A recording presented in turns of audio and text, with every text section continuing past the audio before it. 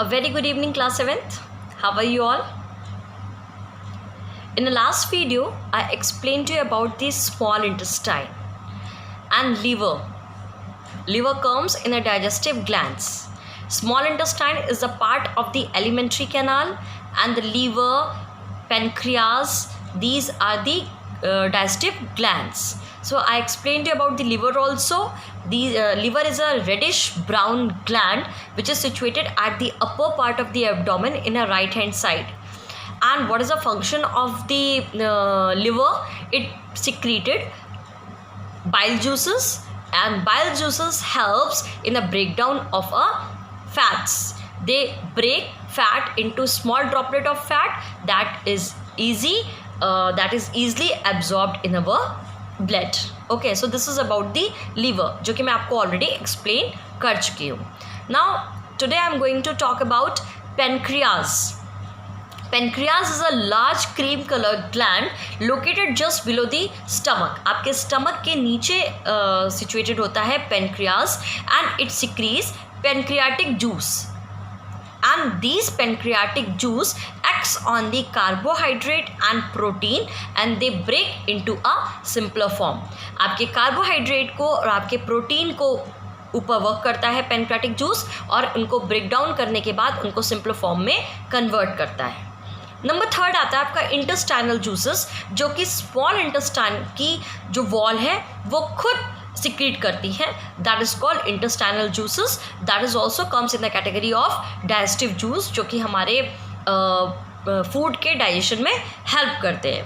तो वो क्या करती हैं? They convert sugar glucose into simple sugar में कन्वर्ट करते हैं. तो अगर हम बात करते हैं आपके स्मॉल इंटेस्टाइन में पूरी तरीके से आपका डाइजेशन कंप्लीट हो चुका होता है. अगर हम डाइजेशन की बात करें, डाइजेशन स्टार्ट हुआ था हमारे माउथ पे, एंड आपका कंप्लीट होता है स्मॉल इंटेस्टाइन में.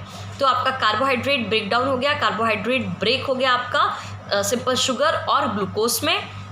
नंबर 2, आपका जो फैट्स है वो कन्वर्ट हो गया आपका अमीनो एसिड में, और जो आपका प्रोटीन है वो कन्वर्ट हो गया आपका प्रोटीन आपका कन्वर्ट हो गया अमीनो एसिड में, और जो फैट है वो आपका कन्वर्ट हो गया फैटी एसिड एंड ग्लिसरॉल में. ओके, सो आपका डाइजेशन का प्रोसेस कंप्लीट हो चुका है. यानी कि अगर हम बात करते हैं, जो मैंने आपको बताया था, डाइजेशन जो आपका पूरा का पूरा जो डाइजेशन होता है वो कितने पार्ट्स में डिवाइडेड होता है. Number 1 ingestion, intake of food. Number 2 digestion, जो आपका डाइजेस्ट होता है यानी कि हम ब्रेक डाउन होता है. नंबर 3 आपका एब्जॉर्प्शन. नंबर 4 आपका एसिमिलेशन. एंड नंबर 5 आपका इजेशन, यानी कि रिमूवल ऑफ द वेस्ट. तो हमारा डाइजेशन कंप्लीट हो गया. इंजेशन हमने आपको पढ़ा दिया था, बक्कल कैविटी के थ्रू होता है. फिर मैंने आपका डाइजेशन कंप्लीट कर दिया, यानी कि स्मॉल इंटेस्टाइन में आपका डाइजेशन कंप्लीट हो गया. अब हम थर्ड स्टेप की बात करते हैं, दैट इज कॉल्ड एब्जॉर्प्शन. अब सारी चीज़ें आपकी स्मॉल इंटेस्टाइन में डाइजेस्ट हो चुकी हैं. अब नंबर आता है एब्जॉर्प्शन का. एब्जॉर्प्शन में क्या होता है? The process of absorption is also occurs in a small intestine. Small intestine में ही होता है. अब होता कैसे है? The inner wall of the small intestine has a million finger like projection. एक फिंगर लाइक प्रोजेक्शंस होती हैं लंबी लंबी, जिसको प्रोजेक्शंस कह लें, फोल्ड कह लें, जिनको हम विलाई कहते हैं. प्लूरल फॉर्म में उनको विलाई कहते हैं, लेकिन अगर हम सिंगल की बात करेंगे तो हमको विलस कहेंगे. तो जो विलाइज होती हैं, दीज फिंगर लाइक जो प्रोजेक्शंस होते हैं और जो फोल्ड होते हैं, they are called villi, and they are just found in small intestine.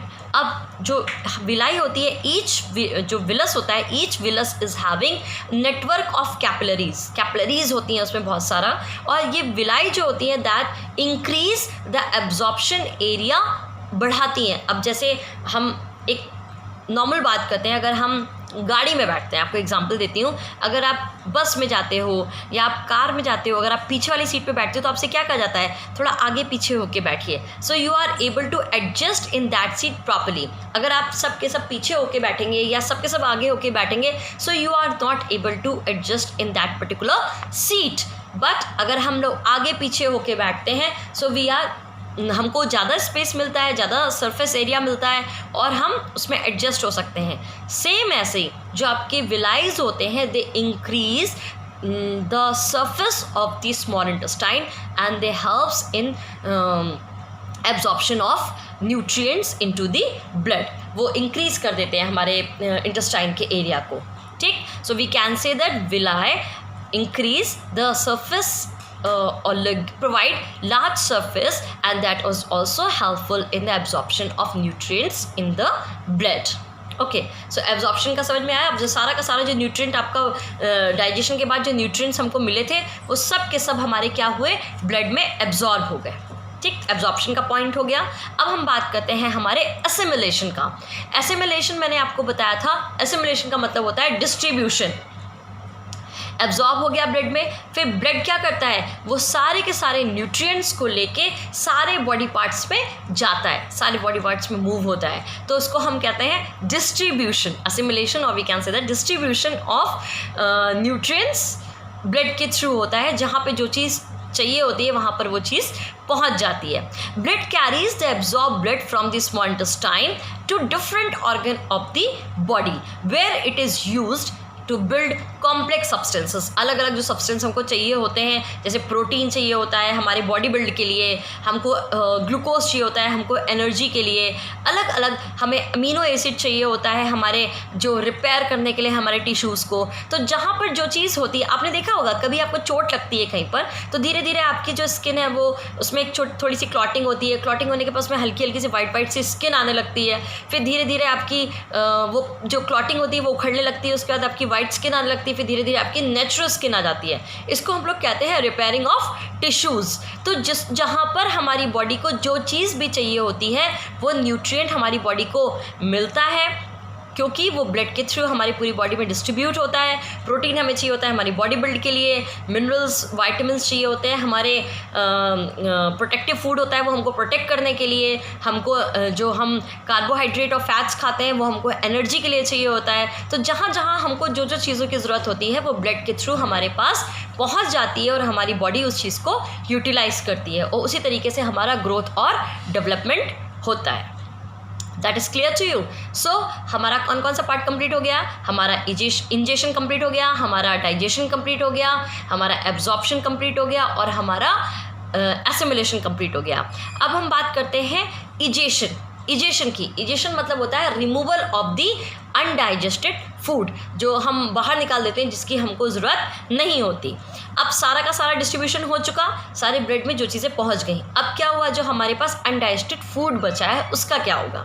The food that remains undigested and unabsorbed passes from the small intestine into the large intestine. अब जिसका digestion नहीं हुआ, जो अनडाइजेस्टेड है, वो small intestine से कहाँ transfer कर दिया जाता है, लार्ज इंटेस्टाइन में। विच इज़, अब लार्ज इंटेस्टाइन क्या होती है, लार्ज इंटेस्टाइन लेंथ में छोटी होती है लेकिन उसका जो एरिया होता है वो बड़ा होता है, that is why it is called large intestine. और उसकी जो लेंथ होती है इट इज़ अप्रॉक्सीमेट 1.5 मीटर। मैंने आपको बताया था स्मॉल इंटेस्टाइन की जो लेंथ होती है that is up to 7.5 metre, but उसका जो एरिया होता है वो छोटा होता है लेकिन लेंथ ज़्यादा होती है। सेम एज जो लार्ज इंटेस्टाइन होती है उसकी लेंथ छोटी होती है लेकिन उसका एरिया बड़ा होता है, एंड उसकी लेंथ होती है 1.5 मीटर की। तो अब जो अनडाइजेस्टेड फूड है वो लार्ज इंटेस्टाइन में आ गया। अब लार्ज इंटेस्टाइन जो होता है वो 2 पार्ट्स में डिवाइड होता है, कॉलन और रेक्टम में। तो कॉलन क्या करता है, कॉलन करता है एब्जॉर्ब वाटर और सॉल्ट को। हमारी बॉडी में जो सॉल्ट होता है और जो हम पानी पीते हैं उसका एब्जॉर्प्शन करता है हमारा कॉलन, और बाकी का जो हमारा सेमी सॉलिड जो अनडाइजेस्टेड फॉर्म होता है फूड का वो फीसस के फॉर्म में रेक्टम में आता है, और उसको हम पास आउट करते हैं एनस के थ्रू, हम अपनी बॉडी से डिस्चार्ज कर देते हैं। इस तरीके से हमारी पूरी बॉडी क्लीन हो जाती है और जो हमको फूड से चाहिए होता है वो सारे न्यूट्रिएंट्स हमें मिल जाते हैं, हमारी बॉडी उसको यूटिलाइज करती है। और जो अनडाइजेस्टेड फूड होता है वो लार्ज इंटेस्टाइन में आता है। Large intestine it is divided into 2 part, colon and rectum. Colon क्या काम करता है, कॉलन एब्जॉर्प्शन करता है वाटर का और सॉल्ट का, और जो अनडाइजेस्टेड फूड होता है वो फीसस के फॉर्म में रेक्टम में कलेक्ट होता है और एनस के थ्रू हमारी बॉडी से डिस्चार्ज कर दिया जाता है। And by this way your digestive system is completed, digestive system in human body. तो that is divided into how many steps. Number 1, ingestion, that is intake of food. Digestion, number 2, that means breakdown of food. Number 3, absorption, means absorption of nutrients in the blood. Number 4, assimilation means distribution of all nutrients into our whole body. And number 5, that is called egestion. Egestion means removal of all undigested food from our body. Okay, so by this way your digestive system is completed. Do the assignment and watch my video carefully. If you find any difficulty, then we will discuss in our Google Meet. Okay, so take care of yourselves, children.